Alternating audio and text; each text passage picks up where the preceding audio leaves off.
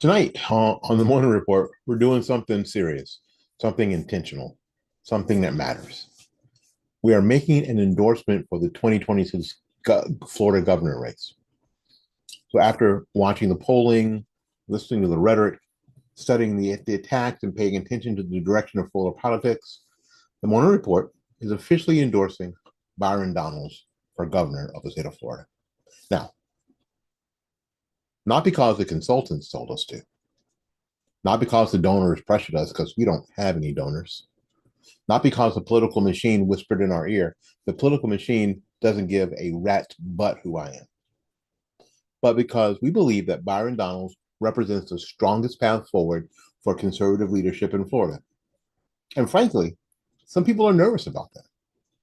Now, before we go any further, let me make something perfectly clear. I sound like Nixon, right? Um, this endorsement is not blind loyalty because, as you know, we don't do blind loyalty. Never have, never will. But if Byron Donald drifts away from the conservative principles, I'll say that. My loyalty is not to a politician. My loyalty is to truth, to Florida, and to the conservative movement that helped transform this state from a purple battleground into the capital of modern American conservatism. But right now, looking at the field as it stands today, pragmatically, Byron Donald is the right choice. And the more I watch the attacks against him, the more I'm convinced I become that some people are less interested in defeating Democrats and more interested in protecting the political power structures. Maybe because you noticed something? Every time Byron Donalds gains momentum, suddenly another poll pops up, appears, and tells us all that the race is tighter than we thought. Every time he opens a lead, the media narrative changes. Every time the grassroots conservatives rally behind him, the consultant class suddenly starts asking whether he's ready. And we've talked about that. That's not accidental. That's narrative management. And conservative voters in Florida need to understand exactly what's happening.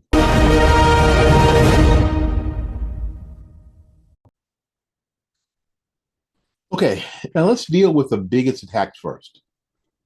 Because they keep saying that Byron Donalds lacks executive experience. That's probably the establishment's favorite talking point right now.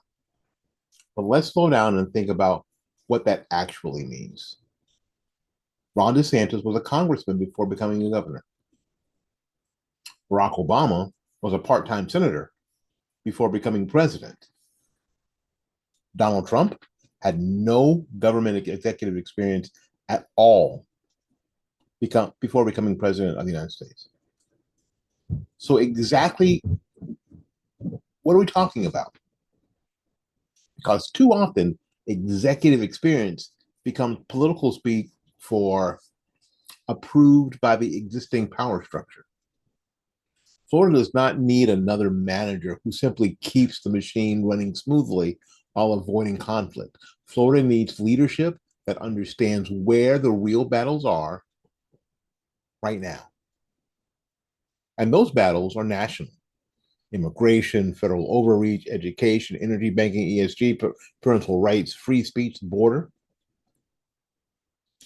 The modern governor is no longer just fixing potholes and cutting ribbons. Governors today are frontline defenders in America's political and cultural battles. And I believe that Byron Donalds understands that battlefield. He's already been operating inside of it. And let's be honest about something else. The same people saying Donalds lacks experience are often supported candidates in the past whose biggest qualification was simply being connected to the right political network. Florida voters are smarter than that now. The Republican base in this state has changed dramatically over the last decade. Florida Republicans are no longer passive country club Republicans waiting for instructions from Tallahassee insiders. This is now a populist, grassroots, America First coalition. And Byron Donalds fits naturally into that movement. That's one reason why President Donald Trump endorsed his endorsement, matters so much. Now, the media wants conservatives to believe that Trump's endorsement somehow weakens Byron Donalds. That's ridiculous. Republican voters are not embarrassed by Donald Trump. In fact, for millions of Republicans, Trump remains the single most influential political figure in America. And that endorsement matters because Republican voters trust Trump's political instincts. And more importantly, Trump's endorsement confirms something many conservatives already believed before the endorsement. Byron Donalds is part of the next generation of national conservative leadership. And that's important because eventually every successful political movement has to transition leadership. You cannot freeze the leadership in time.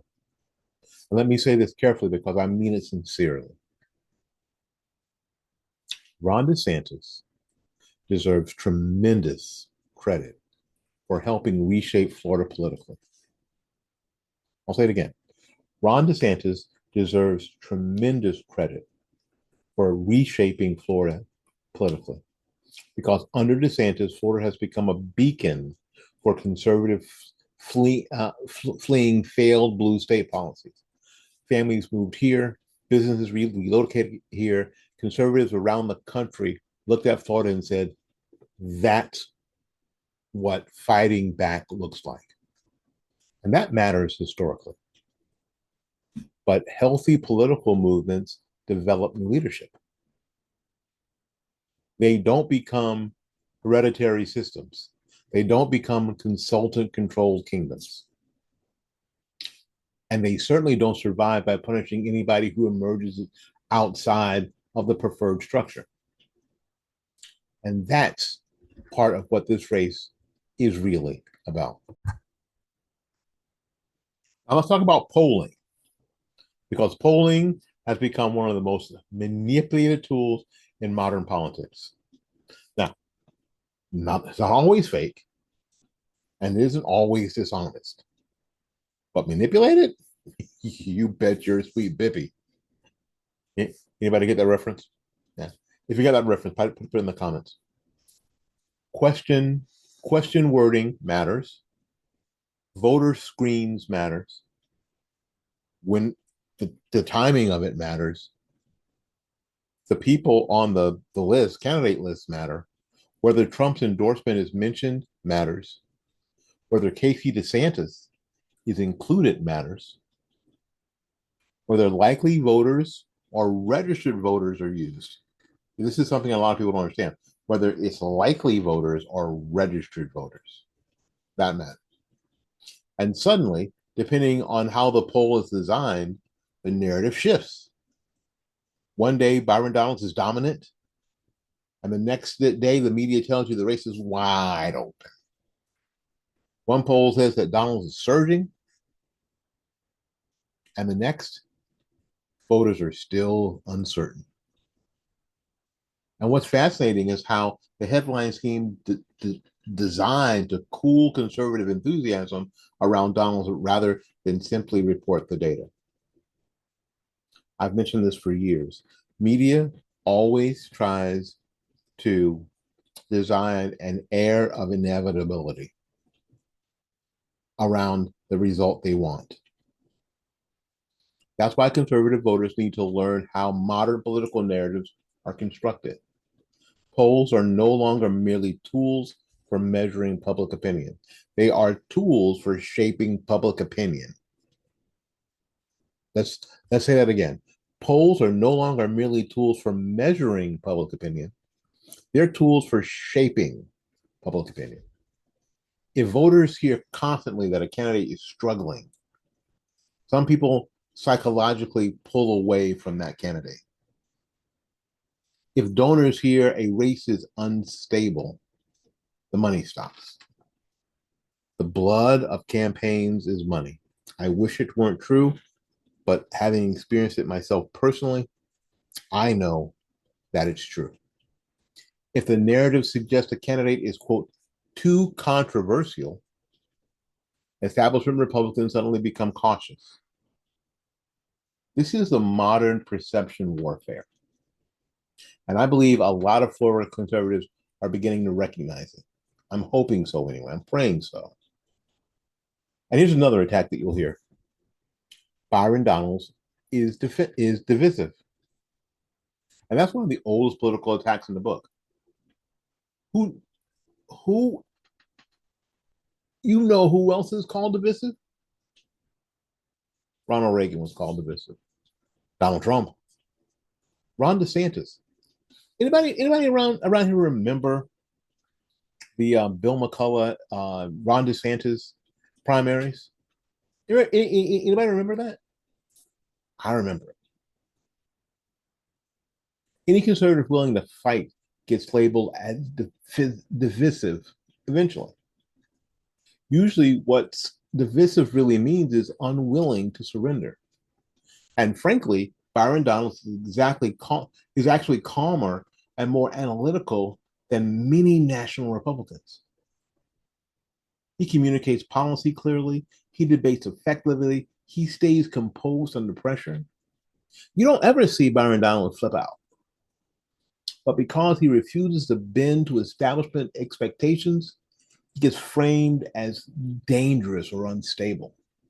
Sound familiar? Because we've seen this movie before.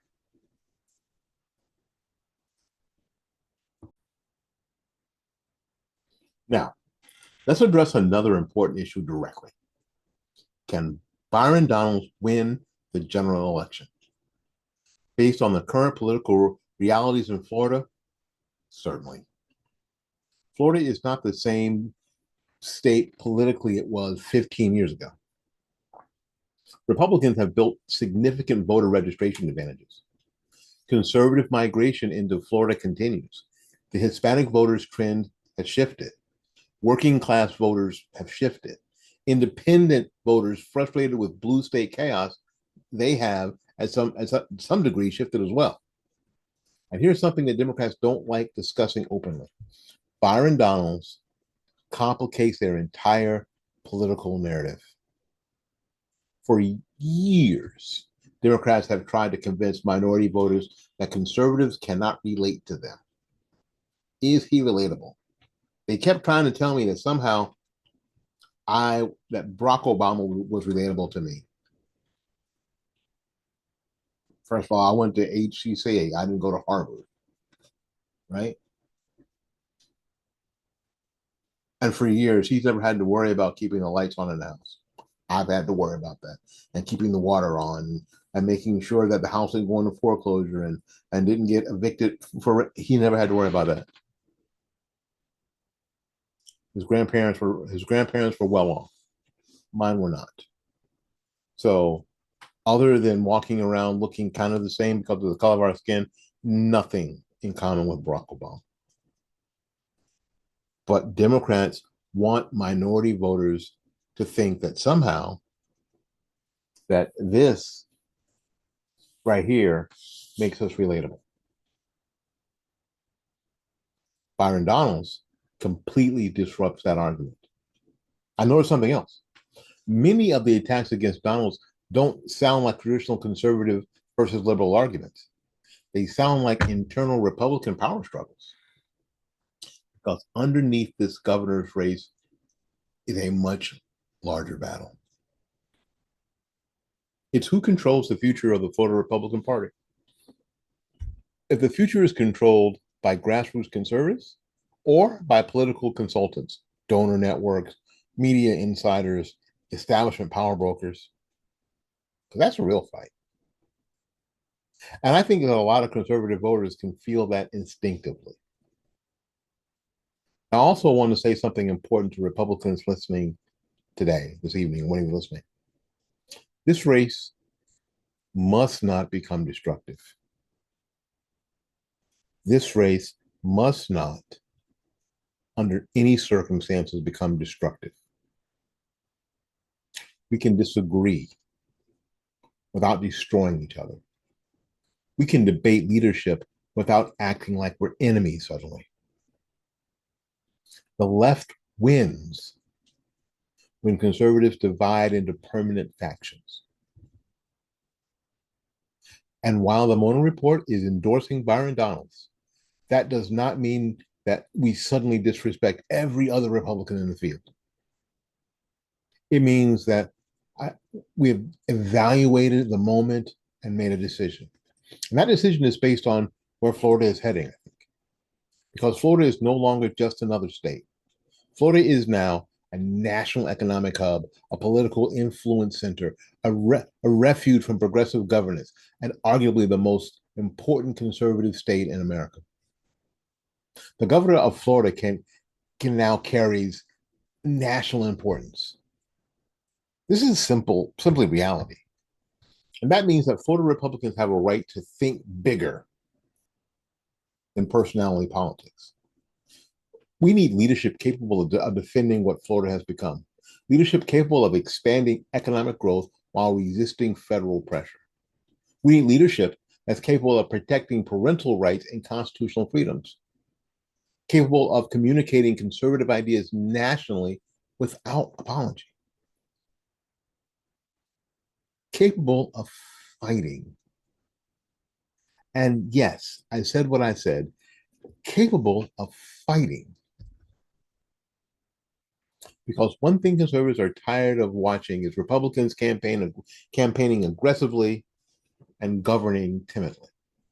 Florida cannot afford timid leadership right now, not with the pressures coming from Washington and the economic uncertainty, the immigration issues, and the federal centralization. This is not the time for weak management policies. This is the time for bold conservative leadership. And that's why tonight the Mona Report proudly endorses Byron Donalds for governor of Florida. Not because he's perfect, and not because every criticism against him is invalid, but because we believe that he represents the future direction of the conservative leadership in this state. A future that is confident, unapologetic, economically strong, constitutionally grounded, and willing to stand against the institutional pressure that keeps trying to tell ordinary voters what they're supposed to think. Let me land this plane. Conservative voters in Florida should not let pollsters or consultants or media personalities or political insiders make this decision for them. Please look at the candidates yourself. Listen carefully. Study the attacks. Pay attention to who fears whom. Because sometimes in politics, you can learn a lot from who the machine fears than from who the machine promotes. And right now, it seems very clear to me that Byron Donalds had some people in Tallahassee, in the media class, and the inside Republican establishment extremely nervous. That alone tells us something important. Florida conservatives built something extraordinary over the last decade. And now comes the next chapter. And the Mona Report believes Byron Donalds should help with that. Until we see you again, go out there and learn something, love somebody, and for goodness sakes, y'all take care of yourself. We'll see you when we see you. Bye-bye now.